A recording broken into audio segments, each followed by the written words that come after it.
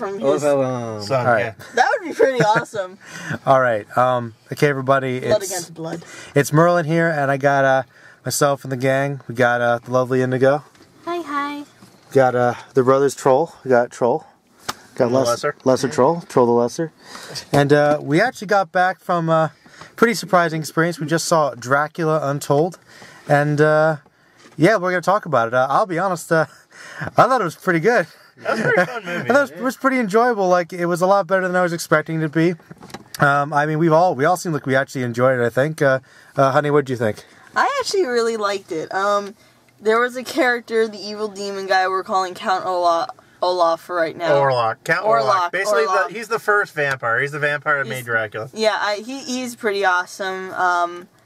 The action's pretty awesome. There are a couple of scenes where they shaky cam the fuck out of Yeah, they had a couple weird. It makes it really hard to follow. And some of their, like, they had a lot of random close-ups. And they swerved around a lot, so you weren't exactly sure what was happening. Well, that makes sense with the bats, you know? Like, you're flying through the air. You're going to be swerving a lot. If you love bats, this is your fucking movie. Yeah. This is for the goths. All right. Joel, thoughts? It was pretty fun. Oddly enough, the part where he makes a giant fist out of bats and punches an army is not the silliest part of this movie. The fucking There's a part beforehand that made us all laugh our asses. Should we just say it? Just say it. The fucking Sultan is like, men do not fear what they cannot see. Which is not true. One is not true. But so to make sure his men actually walk towards their death to face Dracula in the final act of the movie, he has them all blindfolded and march.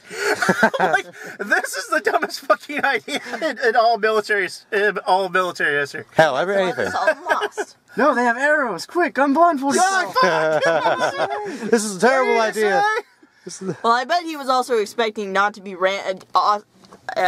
he was expecting, because a lot of times in siege warfares they would have a couple of hours to set up before they actually attack. So I think that's what he was expecting. We're going to stop, take our blindfolds off, and then we are going to attack. I'm pretty sure he just wanted them to walk. I'm pretty sure he just wanted them to walk forward with blindfolds. Yeah, because it's like Dracula single-handedly took down 1,000 men. I don't know, just send like 100,000 men. They're obviously send 100,000. Well, they obviously can't win even if they're blind. And he just came there for like 1,000 boys, so he's really like throwing away several thousand men. I did not understand. I didn't understand why he was like, okay, I'm going to demand that you give me 10,000 of your boys, which starts the whole conflict. How about 10,000 grown men? Just 1,000. No, it was 1,000. He said, okay, he said 1,000. It's even dumber than 10,000 boys. The idea was that if your son. The idea is that if they got the boys at a young age, they could train them and brainwash them. I understand, but still, it would make more sense. It would make more You're sense. willing to throw away 101,000 trained soldiers for 10,000 kids. At a certain point, man, you gotta go. Okay, it seemed like his army was pretty stocked up. I'm okay with the size of my balls at this point. At a certain point, you gotta go. You gotta weigh your losses. No, fuck this country. This country sucks. He even says it in the movie. Yeah, it's not even really worth it. Just take your fucking shit ton of silver that dude was gonna give you and leave. Like, you know what, especially when he starts using dark magic against you. You know, the thing is, the guy was. These Turks were asking for it though. These bad guys kept goading him. It's like, dude, why are you doing it? Like, before he even becomes like a vampire, Dracula is apparently the most badass motherfucker who ever lived. Yes. He just went around impaling motherfuckers left, right, and sideways. Was the most feared warrior ever. And he's like, I'm worth 1,000 men. You know this. It's like, yeah, I do. But I want your boys anyway. He was trained by the Turks from when he was little, so of course he's one of the most badass warriors ever. It's like I'm worth 1,000 soldiers. You know this. It's like, well, yeah, but I'm a bad guy in this movie, so I still went to the boys. Yeah, I thought it was pretty fun. It's basically when he said that, I'm like, because I'm an asshole. Yeah. Like, this movie's really fun, but the bad guys are very one-dimensional. It's like, becoming a bad guy. I'm in gold armor. When's the last time a hero wore gold armor? Like, look how fucking evil I am. Like, look at my goatee. Yeah, you're Dracula. You only have this fucking goatee. Like, look at me. So, how'd you guys feel about like Dracula actually being portrayed as sympathetic, or like? Well, here's the thing I was saying before. In order to get that done, we basically have split Dracula into two people. You have the Count Orlok dude, who's basically every old and evil horror Dracula ever, and then you have the Luke Evans, the dude in the movie, the actual Vlad, who is every, like, vampire hunter every, like, heroic vampire ever. And that's kind of how they did it. Like, they basically, any part where he's actually spending centuries eating people, they kind of, like, overshook that. They kind of, like, cut that out of the movie, because the last scene is him in modern day. What if he became Batman? He only fucking become Batman. Well, okay, let me say this. See, in Batman. actual history, Vlad the Impaler, despite the whole impaling thing, was a very nice guy. Jenna, I want you to repeat that to yourself one more time. Despite the whole... Hey, George Washington is one of the founders of our country and is a total racist towards Native Americans. Still, we put him on our dollar bill. So, beside the whole impaling thing, he was a very nice guy.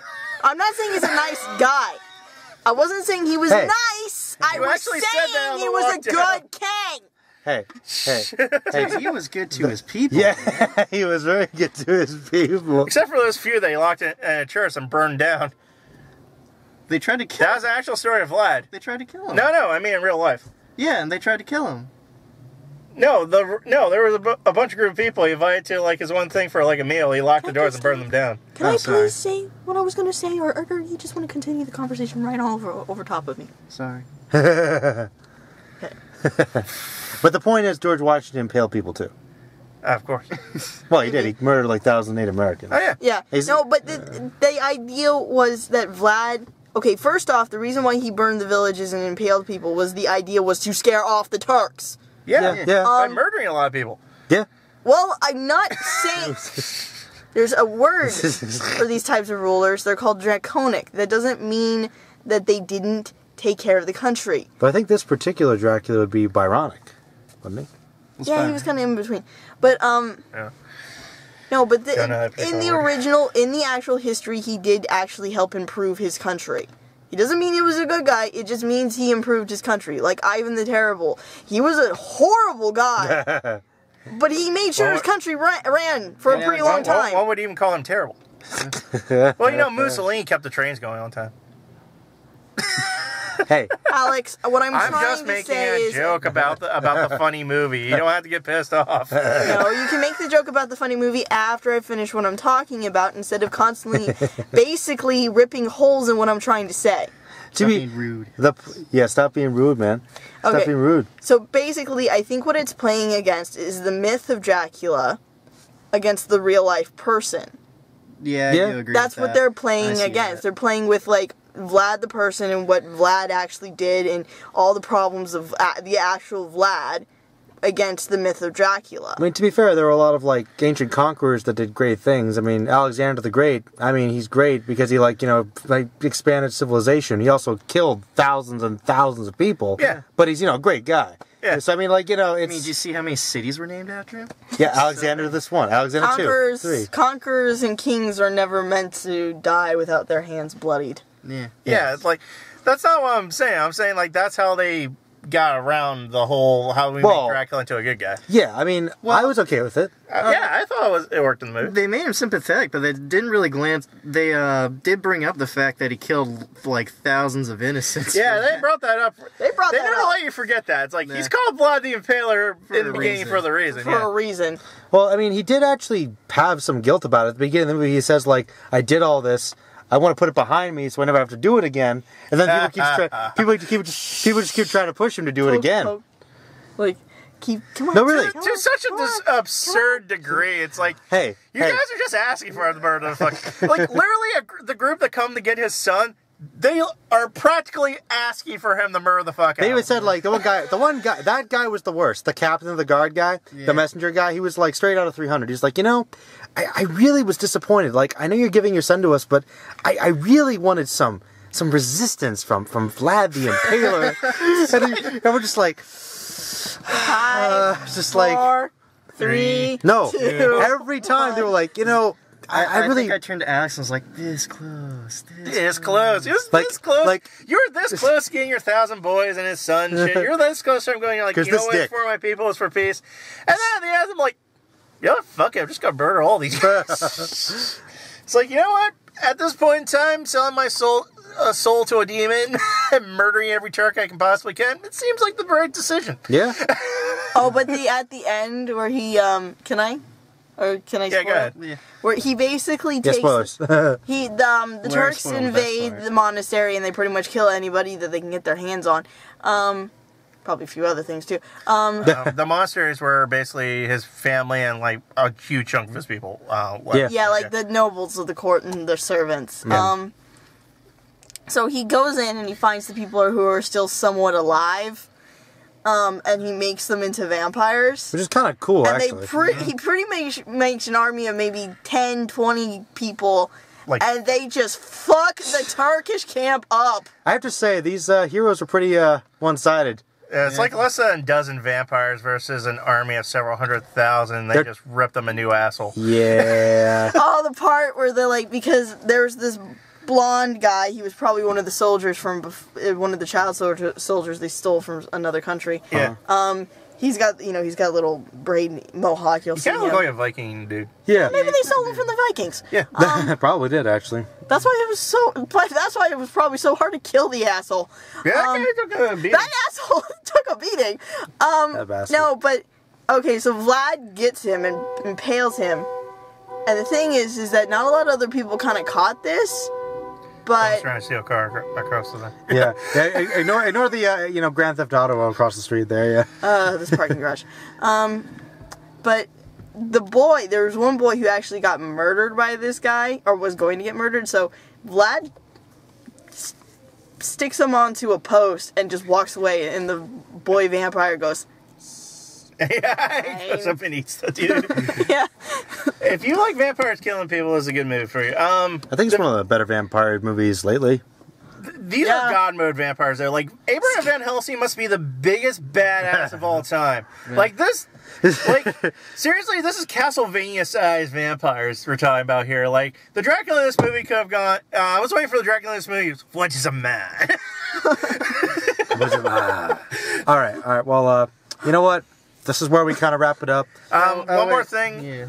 This movie does sequel bait a lot at the end, but I actually do kind of want to see it as a sequel. Like I said, the movie ends in modern times. I set up that the vampire maiden is going to be a villain later on, so it's cool. I actually kind of want to see a sequel. If there is one, but that'd be cool. I'm not sure what it did, but yeah, we'll see. All right, we'll start with Lesser The theater Troll. was pretty empty. Did any of you this might be a spoiler movie, but we already spoiled a bunch. Yeah, it doesn't matter. Spoilers. What about the ending? Did you expect all the vampires to just turn? I thought that they were. Well, there's one human left, and they're still hungry, so I wasn't particularly surprised. There was 100,000, and he had 20 vampires. It was just you know he had what? 10 vampires. 20 is too much. He had less than a dozen vampires that just annihilate the fuck out of these people. I don't know. I kind of felt like. I was kind of going, turn your son into a vampire. Turn your son. Well, he didn't want to. That would defeat the whole purpose of everything. The entire purpose of the thing. But that last guy had gigantic balls. He's like, you. Do we want to tell this last guy, this old guy who was just fucking with him this entire movie? His one his advisor guy at the end's like, oh, the only one's left is your son, so now we're going to eat him, right? And then you'll be free. It's like, you forget who I am. He just impales the fuck out of this guy and he dies. I'm like, how are you surprised that happened, dude? And the thing was, people were still going to try and attack him afterwards. Yeah. So he takes out all the vampires, because of course he does, because he's super heroic Dracula, so he just makes it, he opens up the sky for the sun to come up. Hey, that was a cool scene, you have to admit. That was pretty cool. I would have started with that. I wouldn't have waited for the whole, priest to show up. I would just be like, well, fuck all you! The priest has some balls, too. Before that, though. Yeah.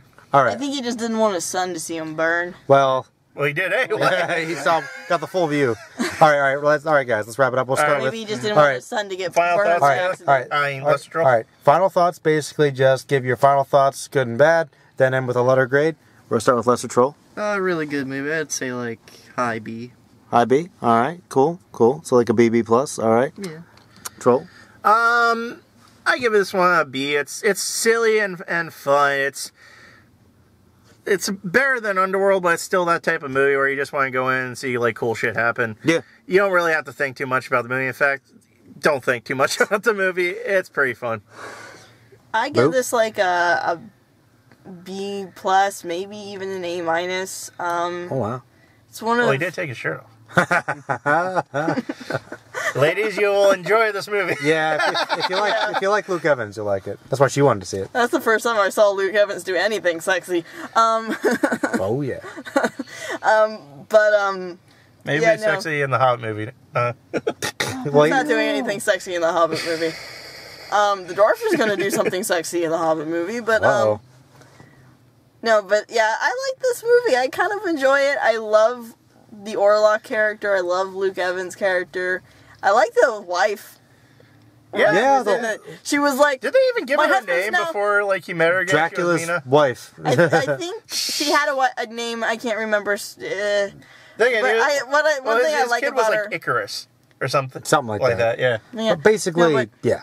No, but I love cool, she finds out her husband's a vampire. She runs with it. She's like, we can work with this. Yeah, she was a pretty good character actually. She stood on her own. She was pretty good. So we can work with this. We can do this. It's like 3 days. Okay. That's why later on it takes 3 women to replace her. Duh. That was a good little throwback, but yeah, actually, I was surprised. Very enjoyable. I liked some of the thematic elements here. I liked some of the stylistic stuff. It looked really great. The vampire stuff was really great. Like with some of the makeup was awesome. Like I really liked the villain, like the Orlok guy. It was a pretty decent storyline. Although I mean, not really that complicated, but entertaining. I thought the performances were okay. I'd probably give it like a B, maybe B-. It was enjoyable. I'd definitely watch it again though, and if they do make a sequel, I'd be interested to see where it goes. So. Yeah, overall, though, definitely I'd say recommend it, right, guys? Yeah. Yeah, it's not a bad time way to kill a couple hours.